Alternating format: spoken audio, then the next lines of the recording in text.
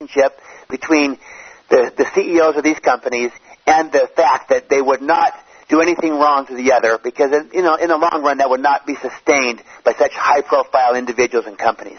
Sure. And what an amazing an ability to move in speed. Absolutely.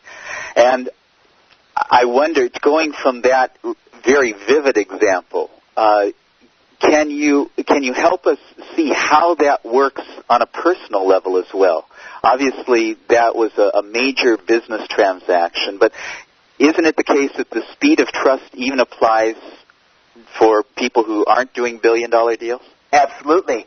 The billion-dollar deal kind of validates that, you know what, this is not just a nice idea for relationships. This works in business, and it produces tangible bottom-line results because speed and cost are real. They'll get measured out on the income statement. Right. But you're absolutely right, Chris. This same idea that trust always affects speed and cost in a relationship also applies. Take, for example, when you have high trust with an individual. When you communicate with that person, what happens if maybe, you have very high trust, but maybe in communicating with them, you say the wrong thing, or you don't quite communicate exactly what you meant? Because of the high trust, they kind of get your meaning anyway. They give you the benefit of the doubt. They trust you. And so you might say the wrong thing, but they still get your meaning. But the opposite is true when it's low trust. In a low trust relationship, you can be very measured, very precise in your communication, and yet they'll still misinterpret you.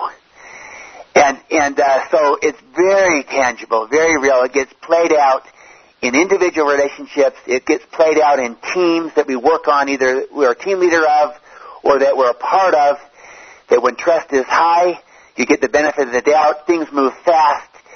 People believe. You move forward. The speed is there. The cost is lower. But when trust is low, when people are questioning, wondering, doubting, they're suspicious about your agenda, about your motive, or you're suspicious about someone else's agenda or motive, it puts all kinds of extra layers and levels of communication and discussion that take place, all of which costs both time and money. And so it's as tangible and real as anything that you see in life. In fact, the big test of this is in meetings.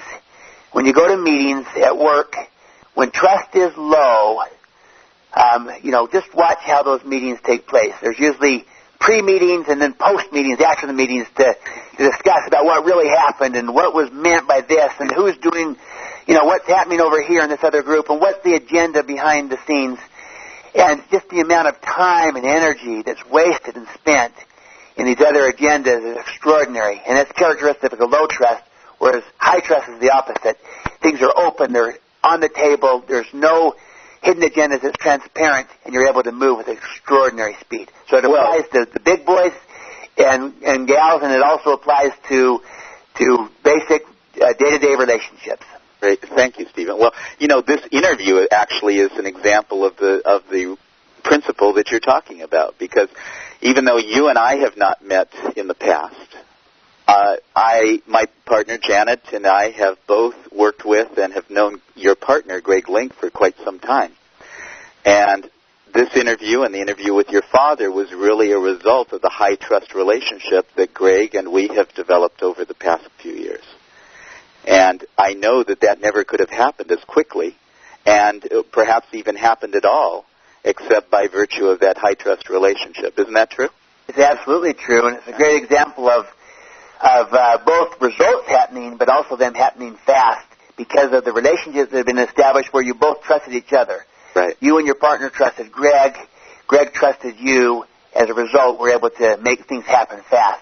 Well, and both you and your father trust Greg, right? We trust Greg, and right. Because of that, when Greg says, this is a worthwhile organization, they're doing great things, we ought to be a part of this because you can make a difference and it will help what we're trying to do, I listen because I trust Greg. We move incredibly fast. Now, if I didn't trust Greg, that's my own partner, if I didn't trust him and I questioned or doubted his competence or his agenda on this, then I might say, well, gosh, I don't know enough about this. Let me learn more. Right. And the whole thing, is going to cost more and take longer. Right. And, speed and cost. So you always, whenever you see trust, ask the question, what's it doing to speed, what's it doing to cost? And the higher the trust is, then the higher the speed will be, the lower the cost. The lower the trust is, then the lower the speed will be and the higher the cost. It's inevitable. Excellent. Thank you for that.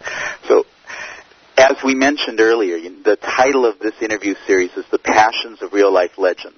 And in your father's book, the newest book, The Eighth Habit, he talks about these 4 intelligences which are key to an individual finding their own unique voice or expressing their own unique personal significance. Those are body, mind, heart, and spirit. Now, I know that trust is wrapped up in these somehow, so could you share with us what is the role that trust plays in allowing an individual to find and express their own unique voice, or, to say it in different words, to live their own personal destiny? Great question. I think there's 2 key things that trust impacts profoundly here as it relates to our own uniqueness and our own missions and destinies. The first is this, that we live today in an interdependent, interconnected world. And I'm not just talking about being wired and the fact that it's a wired world and we're all connected that way. We are, but everything affects everything else. It's an ecosystem, and it's very interdependent, and there's very little that's truly isolated. It's a global economy, and changes that are taking place in India affect things in the United States and vice versa, and all over the world. And in this interdependent world, it puts a premium on working with people, with multiple stakeholders.